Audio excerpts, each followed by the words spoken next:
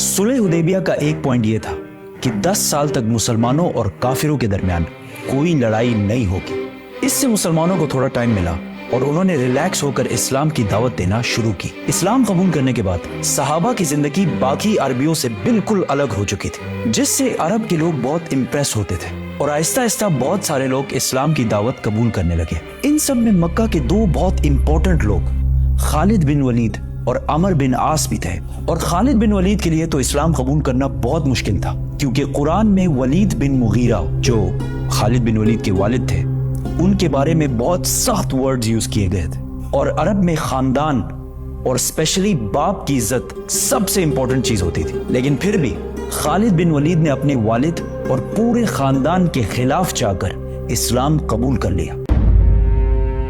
आहिस्ता आहिस्ता इस्लाम फैलता गया और रसूलुल्लाह सल्लल्लाहु अलैहि वसल्लम ने एक एम्बेसडर रोमन एम्पायर की तरफ भेजा। लेकिन इस एम्बेसडर को गस्सानी किंगडम ने बहुत ही बुरी तरह कत्ल कर दिया। ये गस्सानी किंगडम अरब और रोमन एम्पायर के बिल्कुल बीच में था और ये गस्सानी किंगडम रोमन एम्पायर का एक वेसल स्टेट था। वेसल स्टेट मतलब एक पपेट स्टेट। गस्सानी किंगडम का एम्बेसडर को मारना जंग के ऐलान जैसे था। और सिर्फ उस जमाने में नहीं, बल्कि आज भी यूएन चार्टर्स में एम्बेसडर को मारना सबसे बड़े क्राइम्स में से एक है। रसूलुल्लाह सल्लल्लाहु अलैहि वसल्लम को जब पता चला तो उन्होंने फौरन 3000 लोगों की फौज जमा की और रोमन एम्पायर पर हमले का फैसला किया।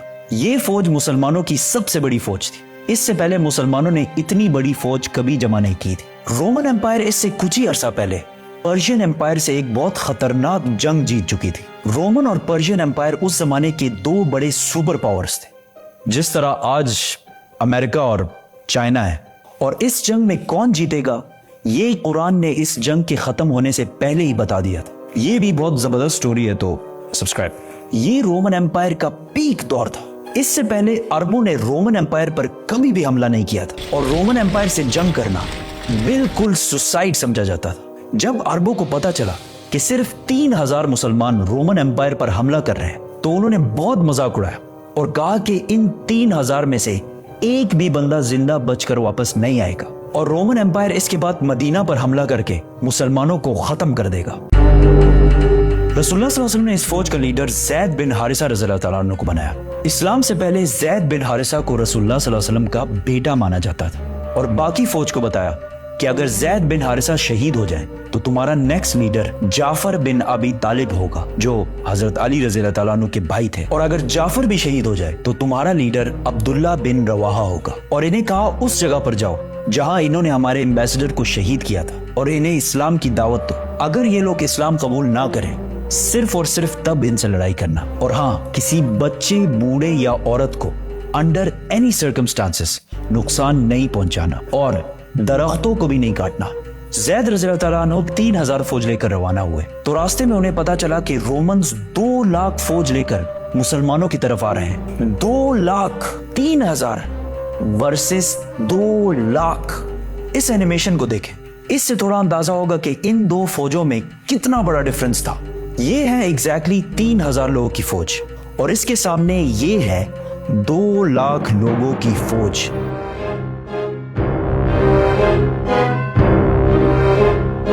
अब कुछ वेस्टर्न हिस्टोरियंस कहते हैं कि ये 2 लाख नहीं बल्कि इससे कम थे, लेकिन सब ये बात मानते हैं कि रोमन्स मुसलमानों से बहुत ज्यादा थे। मुसलमानों के एक ग्रुप ने सोचा कि हमें मदीना से और फौज का इंतजार करना चाहिए, लेकिन मुसलमानों के तीसरे जनरल अब्दुल्ला बिन रवाहा ने कहा कि हम जंग या जीतेंगे और या शहीद होंगे, जंग छोड़ के जाने वाला कोई ऑप्शन नहीं है। तो यहां मुसलमानों ने एक जबरदस्त प्लान बनाया। वो इस जगह को छोड़कर जहां पहले लड़ाई होनी थी पीछे हटे और मुता के 2 पहाड़ों के दरमियान रुके। अब इसका क्या फायदा था?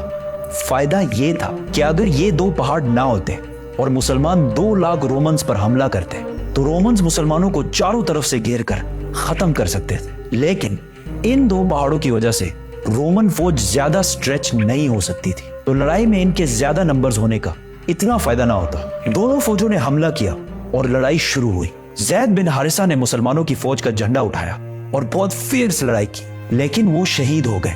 तो रसूलुल्लाह सल्लल्लाहु अलैहि वसल्लम के ऑर्डर के मुताबिक मुसलमानों के दूसरे जनरल जाफर बिन अबी तालिब ने झंडा उठाया और लड़ने लगे।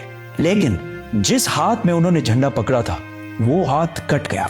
तो उन्होंने दूसरे हाथ से झंडा उठाया, लेकिन दूसरा हाथ भी कट गया और जाफर रज़ी अल्लाह तआला अन्हु शहीद हो गए। जंग के बाद इनके जिस्म पर तलवार के 50 निशान मिले और इन 50 में से एक भी पीठ पर नहीं था, सारे के सारे फ्रंट पर लगे थे। तो अब ऑर्डर के मुताबिक अब्दुल्ला बिन रवाहा नए जनरल बने और बहुत सख्त लड़ाई के बाद वो भी शहीद हो गए। फिर एक मुसलमान ने झंडा उठाया और जोर जोर से सबको कहने लगा कि जल्दी आपस में एक लीडर चूज करो, वरना हमारी पूरी फौज बिखर जाएगी।